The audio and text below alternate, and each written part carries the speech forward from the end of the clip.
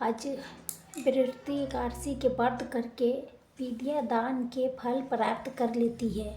तो आइए एकादशी के व्रत कथा के शुरू करने से पहले आपके सुनाते हैं 12 अवतार के कथा। एक बार ब्रह्मा जी के मानस पुत्रम संकट आदि भगवान विष्णु के दर्शन करने के लिए वैकुंठ धाम पहुँचे। वैकुंठ में भगवान विष्णु के धाम के द्वार पर भगवान के दो पार्षद जय विजय द्वारपाल के रूप में बैठे हुए थे। ये दो साधु के देख के पहले तो उन्हें हंसी आ गई, फिर उनसे पूछा कि आप लोग कौन हो, ऐसे नक धरन यहाँ कहाँ चली जा रहे हो। उनके बात के सनत ने पूरा नहीं माना कि द्वारपाल थे और बिना पूरे जांच पड़ताल के ऐसे अंदर कैसे जाने देते। अपने वेशभूषा पर उनके हंसने के उन्हीं ने बुरा नहीं माना, क्योंकि वैकुंठ जैसे व्यवसायी में ऐसी साधुओं के क्या काम। उनके प्रश्नों के उत्तर देते हुए उन्हें कहा, हम सनत कुमार भगवान विष्णु के दर्शन करना चाहता हूँ। हम सदा इसी रूप में रहते हैं, इसलिए हमें अंदर जाने दो। लेकिन जय विजय नाम के द्वारपालों ने सतर्क आदि के अंदर नहीं जाने दिया। इससे ऋषियों के क्रोध आ गया। द्वारपालों के इतनी समझ नहीं है कि ऋषि साधु के साथ कैसा व्यवहार करना चाहिए। क्रोध में उन्हें श्राप देते हुए कहा कि तुम दोनों ने देवों के साथ रह के भी दैत्यों जैसे व्यवहार किया है, इसलिए अगले जन्म में तुम दोनों दैत्य कुल में जन्म लोगे। द्वार पर इसी विवाद के सुन के भगवान विष्णु स्वयं बाहर आ गए।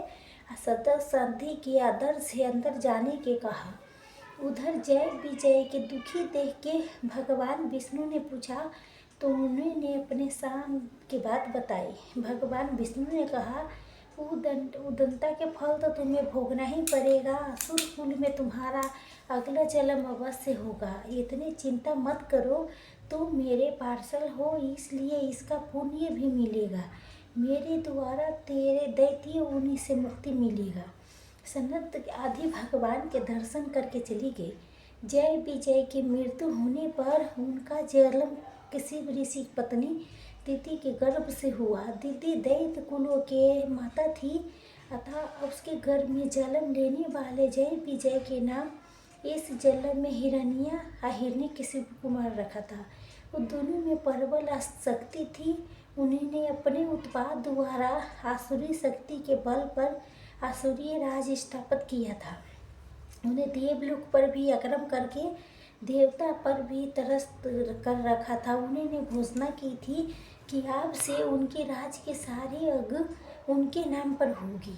देवों के कोई अग भाग नहीं मिलेगा।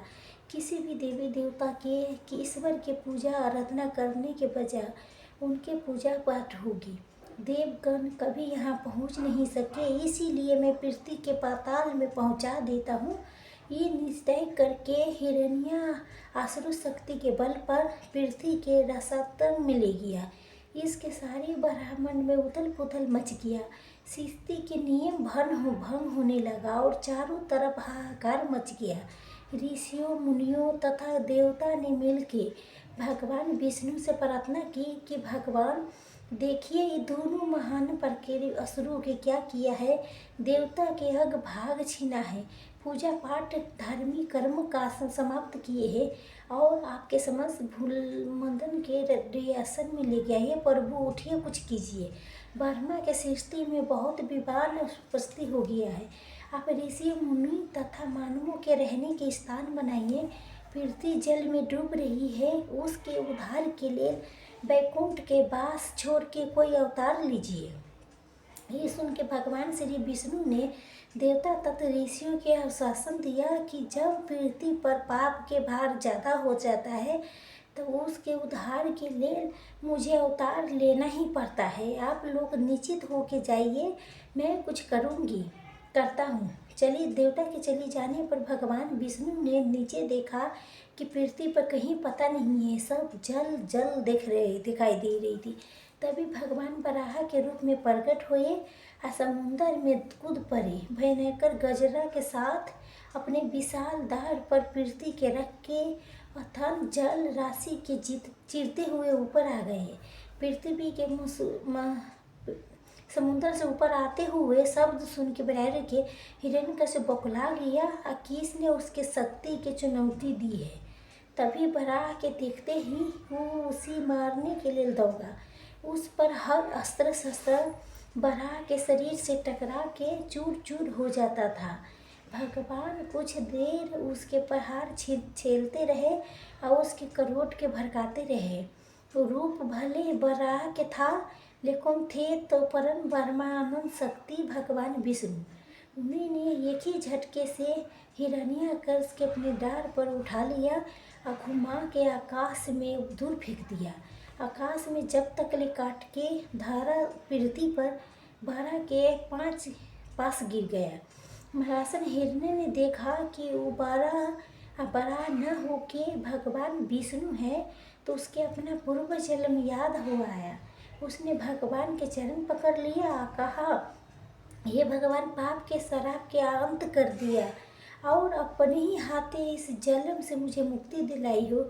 मुझे मुक्ति मिली, लेकिन मेरे भाई हिरण्यकश्यप के क्या होगा?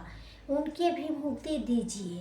तब भगवान विष्णु ने बोला, समय से पूर्वक किसी के पाप के अंत नहीं होता है। तुम्हारे भाई हिरण्यकश्यप के पाप के अभी अंत नहीं आया है। तुम्हारे अंत के लिए पृथ्वी कारण बने। उसके अंत के लिए मुझे एक और अवतार लेना पड़ेगा और तुम्हारा लेल मारहा बनना पड़ा। उसके लिए नरसिंह रूप में अवतार लेके उसका उद्धार करना पड़ेगा। तभी भगवान विष्णु के सब सुन के हिरण्य के बहुत शांति से अपने प्राण त्याग दिया। प्रेम से बोलिए भगवान श्री विष्णु की जय, बराह अवतार की जय।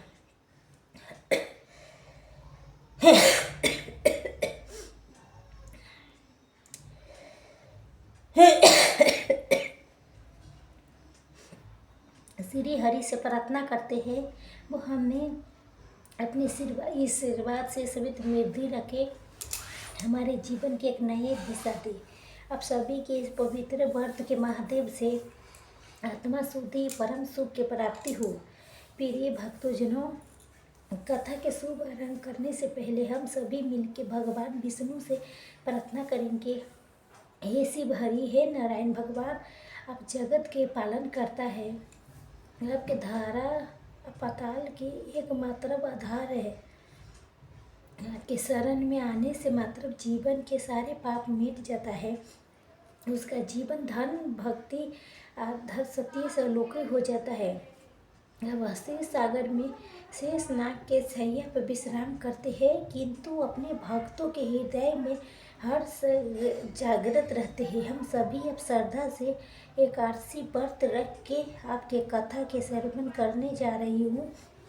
हमारे यही प्रार्थना है कि आप हमारे संकल्पों के स्वीकार करें, हमारे दोषों के समार्चना कर दे, हमें अपने भक्ति में अधि बनाए रखें।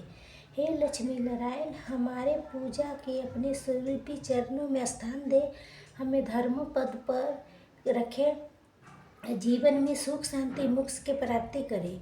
आपका ये एकादशी व्रत केवल कर्म नहीं, हमारे आत्मा के पुकार है। हे प्रभु, कृपा करके उनके सुने समझे स्वीकार करें। सभी प्रेम से बोलिए श्री हरि विष्णु की जय, श्री कृष्ण भगवान की जय। तो दोस्तों, प्रवृत्ति एकादशी की कथा श्रवण कराने के लिए आप सब के लेके चलती हूँ महाभारत काल, जहाँ आप अपने ज्ञान चक्षु से कथा के रसपान कीजिए। इंद्रप्रस्थ में राजसभा पुण्य तरह सजी हुई थी। महाराज त्रिवे ने सिंहासन पर बैठे हुए थे और सभी मंत्री गणों, ऋषिगण प्रभु श्री कृष्ण के आगमन की प्रतीक्षा कर रहे थे। लेकिन हर एकादशी की तरह आज भी भगवान श्री कृष्ण स्वयं व्रत के दिव्यता बताने आ रहे थे। जैसे रथ जत्थी पहिए राजसभा के द्वार पर रुके, शंखनाद गूंज उठा। राजसभा में एक दिव्य आभा फैल गया। प्रभु ने शंका के ओर बढ़ी दृष्टि डाली, कहा, हे धर्मराज, सुनो प्रवृत्ति एकादशी की कथा, जो जीवन के उन्नति की ओर ले जाती है। धनराज ने पूछा, हे वासुदेव, आपके नमस्कार है। वैशाख मास के कृष्ण पक्ष में किस नाम की एकादशी होती है? कृपया उसके महिमा बताइए। तब भगवान श्री कृष्ण ने बोले, राजन, वैशाख कृष्ण पक्ष की एकादशी बरुती के नाम से जानते हैं। इस लोक परलोक तक ले है सौभाग्य प्रदान करने वाले हैं। बरुती के व्रत से सदा सब के लाग पाप के हानि होते हैं। ये समस्त लोगों के तो भोग मुझ के प्राप्ति करने वाली है। रुक्मिणी के व्रत से मानधाता अदुंत कुमार आदि अंत राजा स्वर्ग लोक में प्राप्ति होती है। जो 10,000 वर्षों तक तपस्या करती है, उसके सामान्य फल बरुदनी के व्रत से मनुष्य के प्राप्त कर लेता है। हे राजन, घोड़े के दान से, हाथी के दान से भूमि दान से उसे बड़ा है। भूमि दान से ज़्यादा महत्व तेल दान के हैं। तेल दान से बढ़ के स्वर्ण दान से बढ़ के अन्न दान है। क्योंकि देवता, पितर तथा मनुष्यों के अन्न सहित निर्मित होती है। विद्वान पुरुषों ने कन्या दान के अन्न दान के समान ही बताया है। कन्या दान के समान धेनु गाय के दान है। इस साक्षात भगवान के कथन है। बताई गई सारी दान से 12 विद्या दान है। मनुष्य रुद्र एकादशी के व्रत करके विद्या दान के फल प्राप्त कर लेता है। जो लोग पाप से मोहित होकर कन्या के धन से जीविका चलाती है, वो पुण्य के क्षय होने पर अतना नरक में जाती है। इसलिए सर्वथा प्रयत्न करने पर कन्या के धन से बचना चाहिए। उसने अपने काम में नहीं लाना चाहिए। जो अपनी शक्ति के अनुसार आभूषण से भूषित करके पवित्र भाव से कन्या के दान करता है, उसके पुण्य की संख्या बढ़ाने पर स्वयं चित्रगुप्त के समान होती है। बरुती एकादशी के व्रत करने के भी मनुष्य उसी के समान प्राप्त करती है। व्रत करने वाले वैष्णव पुरुष 10वीं तिथि पे काशी, उड़ीद, चना, गोदो, सर, मधु, भूसरी के अन्न, 2 बार भोजन तथा मैथुन 10 वर्षों के पर्याप्त त्याग कर दे। एकादशी के जुआ खेलना, नींद लेना, पान खाना, रात तपन करना, दूसरे की निंदा करना, चुगली करना, चोरी, हिंसा, वैध, क्रोध तथा असत्य भाषण करना, ये 11 बातों के त्याग दे। द्वादशी के काशी, उड़ीद, शराब, मधु, तेल, पतितों से बदखराब, वैनयिक प्रसन्न, सब 2 बार भोजन, मिथुन, बैल की सवारी, मसूर, ये 12 अस्त्रों के त्याग करें। राजन, इस विधि से रुद्नी एकादशी के व्रत किया जाता है। रात्रि के जागरण करके जो भगवान मधुस के पूजन करते हैं, वो सब पापों से मुक्त होके परम गति की प्राप्ति होती है। इसलिए पाप भी पूर्ण तरह प्रयत्न करके ये एकादशी के व्रत करना चाहिए। अमराज से डरने वाला मनुष्य अवश्य बरुणी एकादशी के व्रत करे। भगवान श्री कृष्ण आगे कहते हैं, हे राजन, इस महात्मा के वर्णन सुनने से सहस्त्र गोदान के फल प्राप्त होती है। मनुष्य सब पापों से मुक्त होके अंत में श्री विष्णु के लाभ होता है। हे धर्मराज, सौभाग्य के आधार संयम है। हर प्रकार संयम रखने से मनुष्यों के सुख सौभाग्य में वृद्धि होती है। अगर प्राणी में संयम नहीं है तो उसके द्वारा किए गए तप, त्याग, भक्ति, पूजा आदि सब व्यर्थ हो जाती है, सब बेकार हो जाती है। कितनों तप पूजा करो, फिर भगवान के अच्छा से ध्यान न रखो तो सब बेकार हो जाती है। भगवान श्री कृष्ण आगे कहते हैं, हे उद्देश्य, इस विषय में एक प्राचीन इतिहास कहता हूँ, ध्यानपूर्वक सुनो। प्राचीन समय की बात है। नर्मदा नदी के तट पर मानधाता नाम के एक राजा राज किया करती थी। बहुत धार्मिक विचारों के दानी भी थे। हमेशा भगवान के ध्यान किया करते थे और पूजा में लीन रहते थे। एक बार राजा मानधाता जंगल के में तपस्या कर रहे थे। तभी वहाँ पर एक भालू आया और राजा के पैर खाने लगा। पैर खाने के साथ ही राजा के पैर में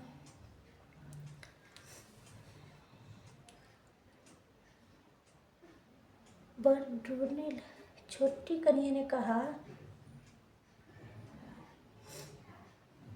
श्री लक्ष्मी नारायण भगवान की जय। तो दोस्तों आइए आप श्रवण करते हैं इस एकादशी व्रत कथा के पूर्ण करने वाली श्री तुलसी देवी की कथा। एक ब्राह्मण था, प्रत्येक दिन मंदिर जाता था, वो प्रत्येक दिन तुलसी माता के पूजा पाठ करता था। वो तुलसी माता से प्रत्येक दिन प्रार्थना करता था, हे तुलसी महारानी मेरे आनंद करना। तो ये तुलसी माता ने सोचा ये ब्राह्मण तो बहुत सीधा है, गरीब है, आप प्रतिदिन मेरे पूजा पाठ करता है, मुझे इसके लिए कुछ न कुछ करना चाहिए। तुलसी महारानी एक कन्या के रूप धारण करके बैठ गई और उस ब्राह्मण के बोले, ब्राह्मण मैं भी तेरे घर जाना चाहती हूँ।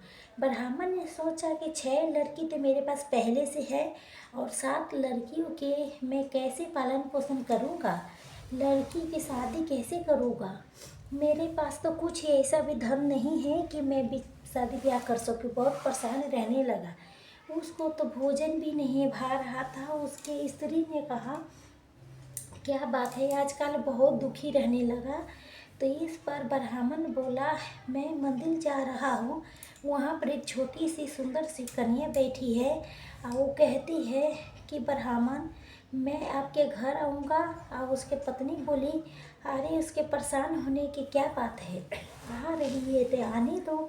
ब्राह्मण बोला, पहले से अपने 6 बेटियां हैं, उनके भी शादी भी करवानी है। उस पर ब्राह्मणी बोला, अरे ये कोई बात नहीं है, अपनी 6 लड़कियों की शादी करवाएंगे, वैसे वे 7वीं की भी शादी करवा देंगे, अपनी 7 लड़की की शादी साथ में करवा देंगे। अब अगले दिन जब ब्राह्मण मंदिर गया तो छोटी कन्या ने पूछा, ब्राह्मण मैं आपके साथ घर आऊँ? तो ब्राह्मण बोला, हाँ बेटी चलो। उसके घर ले आया। तुलसी माता के कन्या रूप में ब्राह्मण के घर आने से ब्राह्मण के घर बहुत आनंद पूर्वक हो गया। घर में लक्ष्मी की बारिश होने लगी।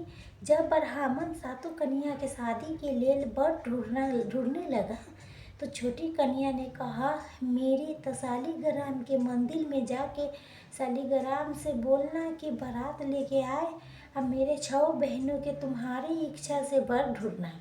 अब तुलसी महारानी के दया से ब्राह्मण के घर में सभी प्रकार के जेवर बस्तर सहित तैयार हो गए और बहुत धूमधाम से उसके 6 बेटियों के विवाह हुआ। तभी ब्राह्मण ने उस कन्या के विवाह श्री शालीग्राम से करवाया और अतीन परम गति के प्राप्त कराया। प्रेम से बोलिए तुलसी महारानी शालीग्राम भगवान की जय। दोस्तों इस कथा के समाप्त करते हुए आइए आप श्रवण करते हैं एक काशी माता की आरती। ओम जय काशी माता मैया, जय काशी माता। विष्णु पूजा व्रत के धारण करके, विष्णु पूजा व्रत के तुम धारण करके शक्ति मुक्ति पाता। ओम जय काशी माता, तेरे नाम बिना गिनाऊं देवी भक्ति पलान करनी, मैया भक्ति प्रदान करनी। घन गौरव की देवी, घन गौरव की देवी, माता शास्त्रों में बेरनी। ओम जय तुलसी माता, मार्ग से लगे कि कृष्ण पक्ष के उत्पन्न विष्णु तक तारनी, मैया उत्पन्न विष्णु तारनी जगनी। शुक्र पक्ष में हुई मोक्ष के दायनी, दाता मुक्त दाना बन के आई। ओम जय एकादशी माता को पौष के कृष्ण पक्ष में सफला नाम का है, सफला नामक है। शुक्ल पक्ष में होई पुत्र दायिनी, आनंद अधि है रहे। ओम जय काशी माता, नाम शक्ति माघ मास में कृष्ण पक्ष में आवे, मैया कृष्ण पक्ष में आवे। शुक्ल पक्ष में जय कहाबे, शुक्ल पक्ष में जया कहाबे, विजय सदा पावे। ओम जय एकादशी माता, विजया फागुन कृष्ण पक्ष में शुक्लामल की, मैया शुक्लायामल की। पाप पूजित कृष्ण पद में, पाप पूजित मान बल की। ओम जय एकादशी माता, चैत्र शुक्ल में नाम काम धारण धन देने वाली, मैया धन देने वाली। नाम बरोरत कृष्ण पक्ष में, नाम बरोरत कृष्ण पक्ष में, बैसाख माह वाली। ओम जय एकादशी माता, शुक्ल पक्ष में होई मोहिनी अपराजी, कृष्ण पक्ष में नाम निर्जला सब सुख करनी, नाम निर्जला सब सुख करनी, शुक्ल पक्ष में रखी। ओम जय एकादशी माता, ओकनी नाम आषाढ़ में जानु कृष्ण पक्ष व्रत करनी, दीप सहनी नाम कहायो शुक्ल पक्ष में धरनी। ओम जय एकादशी माता, काम श्रावण मास में आवे, कृष्ण पक्ष में कहिए, सावन शुक्ल होई पवित्र, आनंद से रहिए। ओम जय एकादशी माता, अजाई भाद्रपद में कृष्ण पक्ष में परिवर्ती शुक्ला, इंद्राश्रम पेर न करे, इंद्राश्रम कृष्ण पक्ष में प्रति भक्तशाला। ओम जय एकादशी माता, पाप पुष्प शुक्ल पक्ष में आप हर हरे, रामा मास के कार्तिक में शुक्ल भाद्री। ओम जय एकादशी माता, देवोधानी शुक्ल पक्ष में दुख नाशक मैया, मैया दुख नाशक मैया। पाप मास में करियो बिनती, पाप मास में करो बिनती, पार करो नैया। ओम जय एकादशी माता, पर बाप कृष्ण पक्ष में तू मोहिती, जन मंगल करनी, मैया जन मंगल करनी। शुक्ल मास में होई परमंगनी, शुक्ल मास में होई परमिलनी, दुखदाई हरना।